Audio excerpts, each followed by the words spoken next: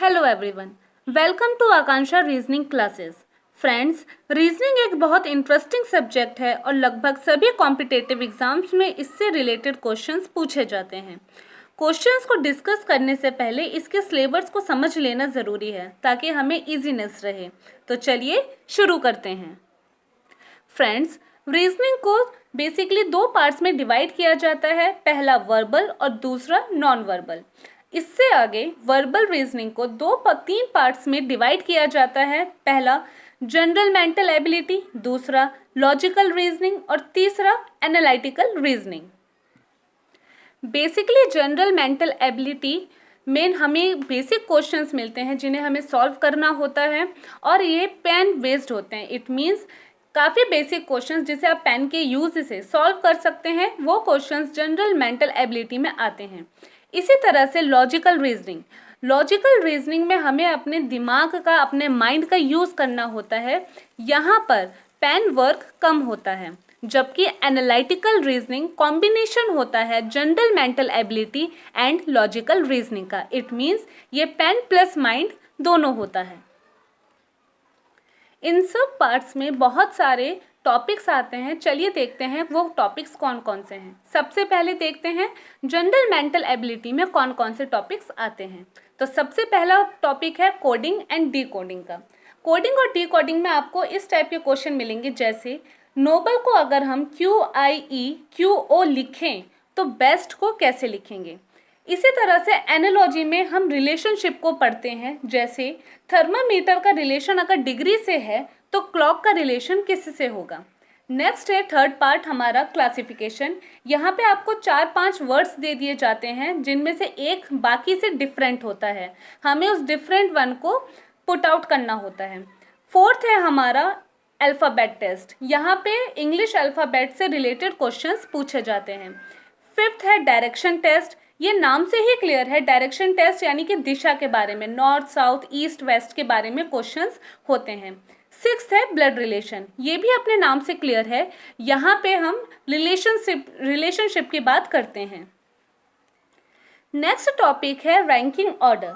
Ranking order भी काफ़ी simple होता है, लेकिन यहाँ थोड़ा माइंड एक्स्ट्रा लगता है। अगर हम इसके क्वेश्चन को देखें तो इस टाइप के क्वेश्चन पूछे जाते हैं, जैसे अगर A B से बड़ा है, B C से बड़ा है लेकिन D से छोटा है तो सबसे बड़ा कौन होगा। इस टाइप के क्वेश्चन हम इस टॉपिक में पढ़ते हैं। नेक्स्ट है हमारा arrangement of words in logical order. यहाँ पे नाम से ही क्लियर है कि हमें वर्ड्स को लॉजिकल ऑर्डर में अरेंज करना है। जैसे आपको कोई 5 वर्ड्स मिल जाएं, for example arrange, plan, discuss, execute and idea. In 5 words को आपको लाइन वाइज अरेंज करना होता है इस टॉपिक में। नेक्स्ट है मिसिंग वर्ड। अगर आपको कोई नंबर मिस में मिलता है, जैसे आपको एक सीरीज दे दी और बोला कि यहाँ पे नंबर मिस है, तो आपको ये बताना है कि वहाँ पे कौन सा नंबर आएगा।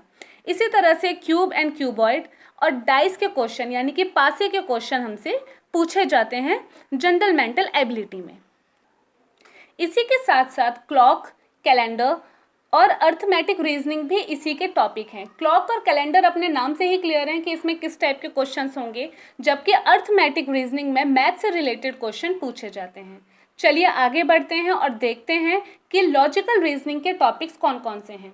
इसमें सबसे ज़्यादा इंटरेस्टिंग और सबसे ज़्यादा इम्पॉर्टेंट टॉपिक है स्लॉगिज्म का। यहाँ पे आपको स्टेटमेंट और कंक्लूजन गिवन होता है और आपको ये देखना होता है कि कौन सा कंक्लूजन राइट है। जैसे अगर आपको स्टेटमेंट मिले कि some dogs are cat, all cats are rat, अगर ये आपकी स्टेटमेंट है तो आपको ये देखना पड़ेगा कि इससे रिलेटेड जो कंक्लूजन है वो कितने सही हैं, उनको आपको आंसर मार्क करना होगा। स्लॉगिज्म से ही मिलता जुलता होता है वेन डायग्राम। ये वेन डायग्राम स्लॉगिज्म से मिलते जुलते होते हैं और इसके क्वेश्चन भी लगभग सेम होते हैं। थर्ड पॉइंट है हमारा कॉज एंड इफेक्ट, कारण और उसके प्रभाव। यहाँ पे ये भी काफ़ी इंटरेस्टिंग टॉपिक है और ये लॉजिकल रीजनिंग में आते हैं। नेक्स्ट है टॉपिक्स ऑफ एनालिटिकल रीजनिंग। यहाँ पे आपसे पजल यानी कि पहेली, दूसरा है इनइक्वालिटीज, जैसे m is smaller than n is smaller and equal than q, इसी से रिलेटेड क्वेश्चंस आपसे पूछे जाते हैं। और थर्ड है सिटिंग अरेंजमेंट, जिससे हम सब वाकिफ़ हैं, ये काफ़ी इंपॉर्टेंट टॉपिक है। तो ये थे कुछ वर्बल रीजनिंग के टॉपिक्स। अब आते हैं नॉन वर्बल रीजनिंग पे। नॉन वर्बल रीजनिंग जैसे कि नाम से ही क्लियर है, जहाँ पे वर्बल यानी कि अक्षरों का इस्तेमाल ना हो, वहाँ पे ये क्वेश्चंस आते हैं। इसका सबसे पहला टॉपिक है काउंटिंग ऑफ फिगर्स। जैसे कि नाम से ही क्लियर है, यहाँ पे हमें फिगर्स को काउंट करना होता है। आपने बहुत से क्वेश्चंस देखे होंगे जहाँ पे आपको क्यूब की शेप मिली होती है और आपसे ये पूछा जाता है कि बताइए कि इसमें कितने छोटे क्यूब्स हैं, या फिर ज़्यादातर स्क्वायर के क्वेश्चंस इसमें पूछे जाते हैं। नाम से ही जैसे क्लियर है, कंप्लीट ऑफ फिगर, या फिर मिरर एंड वाटर इमेजेस, या फिर paper cutting and paper folding, ये सारे के सारे टॉपिक नाम से ही क्लियर हैं कि ये नॉन वर्बल हैं और इसमें किस टाइप के क्वेश्चन आते हैं, ये हम आगे डिस्कस करेंगे। इसके साथ साथ नॉन वर्बल रीजनिंग में सीरीज, क्लासिफिकेशन और फिगर मैट्रिक्स के भी क्वेश्चंस देखने को मिलते हैं। तो फ्रेंड्स, ये तो हमारा रीजनिंग का सिलेबस जो लगभग सभी कॉम्पिटिटिव एग्जाम्स में पूछा जाता है और इसके बाहर पेपर नहीं जाता है। अगर आपको मेरी वीडियो अच्छी लगी हो तो लाइक कीजिए, मेरे चैनल को सब्सक्राइब कीजिए और शेयर कीजिए। Thank you so much.